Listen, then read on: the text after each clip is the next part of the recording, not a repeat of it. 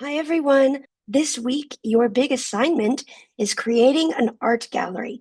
Now, how do you create an art gallery? You're going to come to this page, and wow, it has a lot, right? But I'm going to break it down for you step by step so that it is easy to understand how to create a Google Arts and Culture gallery. First step is you want to watch this video of what is a curator.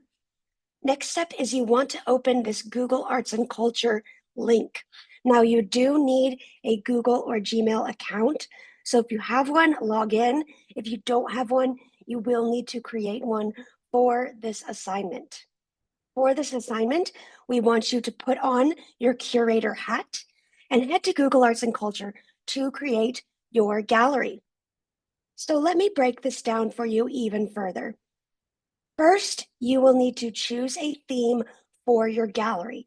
Think about artists and styles that have interested you this month.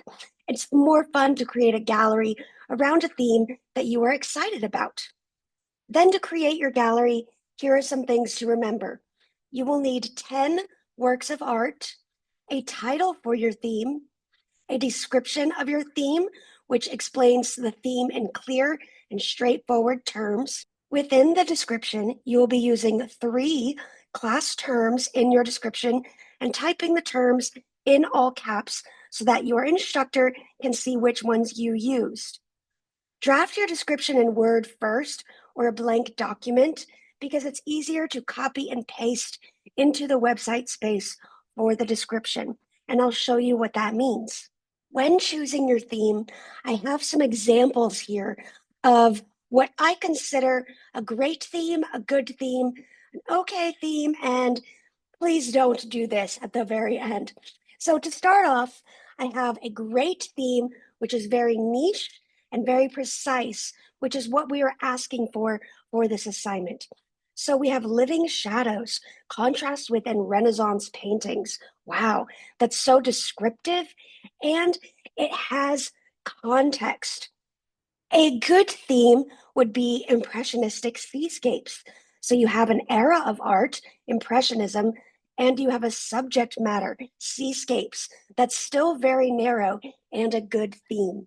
An example of an okay theme would be Greek pottery. Greek pottery is very vast.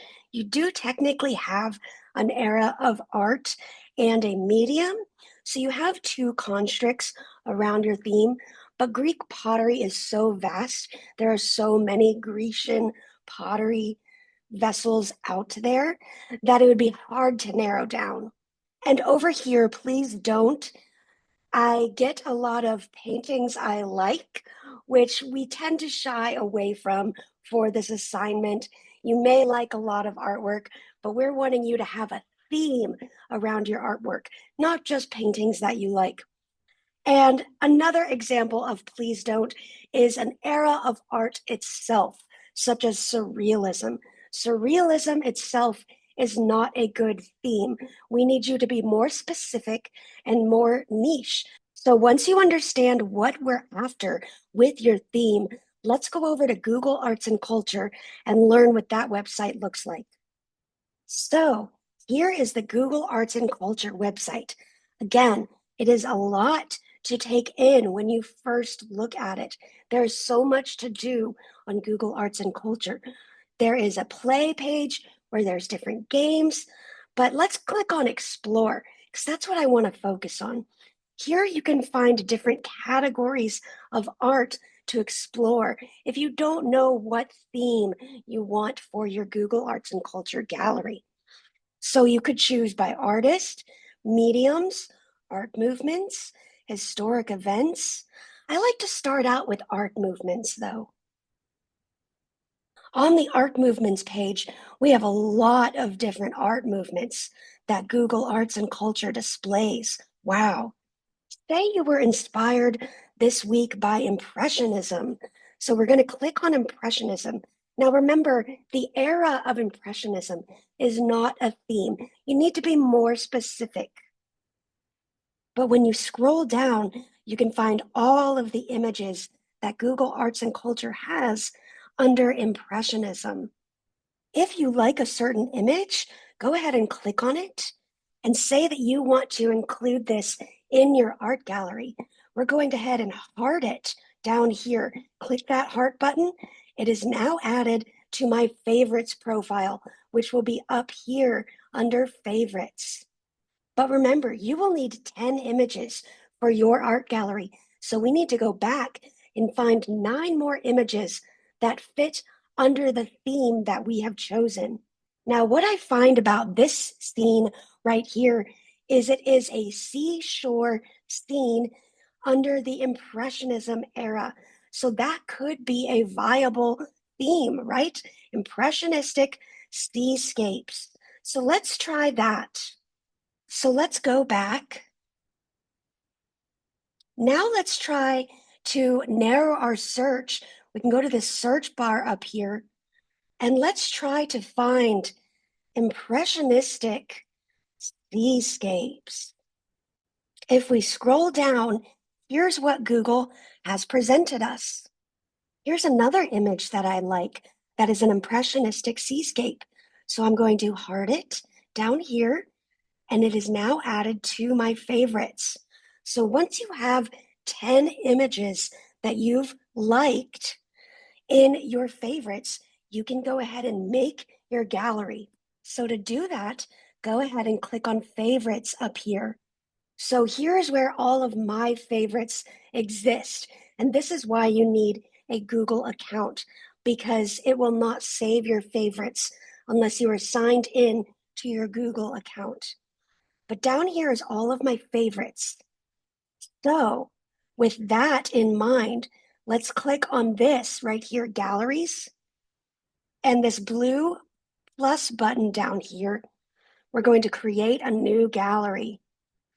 Now I can add all of my images for an impressionistic seascape gallery by clicking on the ones that I want. So I'm going to add these 2 images that we liked together. Remember, you will have 10 images, not just 2. But in doing an example, let's stick with these 2 and click continue. Here is where you will write your title and description. Now, your title can be something quippy. We love puns in art history. So we can say something like Life's a Beach, Impressionistic Landscapes. That has a fun title and then describes what's in the gallery. Remember to always include your name at the end of the title so that your instructor knows whose gallery they are grading. Here's the description where you will write 100 words, which include 3 class terms within your description. So here is where it is best to write this in a Word document first so that you can copy and paste, because see how Google Arts and Culture counts characters, not words? We are wanting you to write at least 100 words. That's not that much. It may sound scary. 100 words is about a paragraph. Don't forget to include 3 class terms in all caps so that we can identify what terms that you are using. And remember, this is your opportunity to design a gallery and talk about it to your viewers. So you need to describe what kind of artwork we are viewing in your gallery. This next step is very important. You need to click on this public view so that anyone with the link can view your gallery. If you submit this to me without clicking on that link, I will get a 404 error page. So it is important to click this little toggle button to make it public. Now we're going to go ahead and finish and press done. Now we are inside my gallery that I made. Life's a Beach, Impressionistic Landscapes by your name. Here is where your description will be of 100 words, including 3 class terms. Now from here, you can just click this little link button and it will copy the link to your clipboard and then paste that link into the submission box for your assignment. Now let's look at some previous student examples. So here is a great one. The name is redacted. Remember, you will have your name over here. But this one is called High Society Women Throughout Art. And this focuses on the Rococo period and women's fashion. So that is very narrow and very niche for a gallery theme. There are two constricts around this theme, the Rococo era and women's fashion. So this is a great gallery example. And look right here, we have 10 images. Perfect. Our next example is called In the Garden, Florals and the Use of Color in Watercolor Paintings. This is another great example. We have a title, and then it describes what's in our gallery. The constructs around this theme is watercolor, so that is a medium, and florals, which is the subject. Notice how they capitalized the words that are from class, and that is what you will be doing in your description. And we have these lovely watercolor florals here. So just to recap, for your gallery, you will need a theme, 10 artworks that fit that theme, a title, and a description of 100 words using 3 class terms. We have written out all of the instructions, but I also like to make these videos if you are a visual learner so that you can follow along and create your gallery. When you are ready to submit, paste your information directly to the completion box on FSO. Include your gallery title and the link to your finished gallery. Here is a quick checklist to make sure you're checking all these things before you submit. Remember to make your gallery public. I hope everything made sense for you, and I wish you happy curating while creating your Google Arts and Culture gallery. If you have any further questions, please message me on FSO at any time. I am always available to you. Thank you for watching.